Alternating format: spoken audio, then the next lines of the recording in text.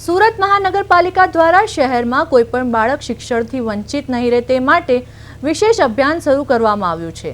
આ અભિયાન અંતર્ગત મ્યુનિસિપલ કમિશનર એમ નાગરાજ અને જિલ્લા શિક્ષણ અધિકારી ભગીરથસિંહ પરમાર ખુદ મેદાનમાં ઉતરી ડ્રોપઆઉટ થયેલા વિદ્યાર્થીઓને ઘરે પહોંચ્યા હતા।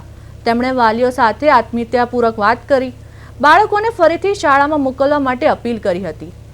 અધિકારીઓએ સ્પષ્ટ કર્યું કે બાળકોના ભવિષ્યની જવાબદારી તંત્રની છે અને શિક્ષણ માટે પણ જરૂરી તમામ સહાય પૂરી પાડવામાં આવશે। સર્વે દરમિયાન ગરીબી, સ્થળાંતર અને સામાજિક માન્યતાઓને ડ્રોપઆઉટના મુખ્ય કારણો તરીકે ઓળખવામાં આવ્યા છે, જેમાં ખાસ કરીને દીકરીઓના શિક્ષણ પર વધુ ભાર મૂકવામાં આવ્યો છે। કમિશનરે જણાવ્યું હતું કે દીકરી ભણશે તો પરિવાર અને સમાજ બંને આગળ વધશે। આ સાથે સુરત મહાનગરપાલિકા દ્વારા રીએડમિશન ડ્રાઈવ શરૂ કરીને શાળા છોડનારા બાળકોને શિક્ષણ સાથે જોડાવાનો સંકલ્પ લેવામાં આવ્યો છે અને બ્રિજ કોર્સ જેવી વ્યવસ્થાઓ પણ વિચારણા ચાલી રહી છે।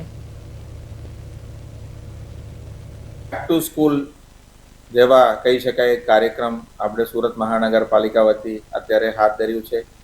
ગુજરાત સરકારનું અભિગમ છે કે દરેક દીકરા દીકરીને શાળામાં એડમિશન કરાવી એમને શિક્ષણ પૂરું કરવાનું છે। તો એમાં ખાસ કરીને 5 થી 6 ધોરણમાં જવાવાળા બાળકો, 8 થી 9મા ધોરણમાં જવાવાળા બાળકો અને 10 થી 11માં જવાવાળા બાળકો એક પણ ડ્રોપઆઉટ ના થાય એના માટે આ અભિગમ લીધું છે।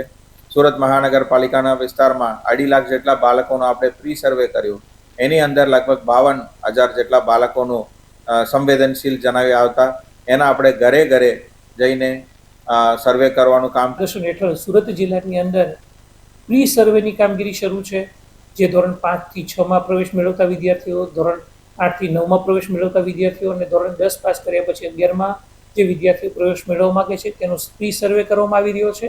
આ ઉપરાંત જે વિદ્યાર્થીઓ ભૂતકાળમાં શાળામાં અભ્યાસ કરતા હતા, શાળા છોડી દીધી છે, એ વિદ્યાર્થીઓને બેક ટુ સ્કૂલ પરત લાવવા માટે, મેઇન સ્ટ્રીમમાં લાવવા માટે થઈ જિલ્લા વિકાસ અધિકારી સાહેબ દ્વારા અને માનનીય મ્યુનિસિપલ કમિશનર દ્વારા દરેક વર્ગ એકના અધિકારીઓની નિમણૂક કરવામાં આવી છે અને આ ઉપરાંત તમામ શિક્ષકો, તમામ તાલુકા પ્રાથમિક શિક્ષણ અધિકારી શ્રીઓ, યુઆરસી, બીઆરસી, સીઆરસી, અમારા વર્ગ 2ના શિક્ષણ નિરીક્ષક મિત્રો દ્વારા મુહિમ ચલાવી વાલી અને વિદ્યાર્થીઓની ઘરે મુલાકાત લઈ તેમને મેઇન સ્ટ્રીમમાં પરત લાવવા માટે થઈ એક ભગીરથ પ્રયાસ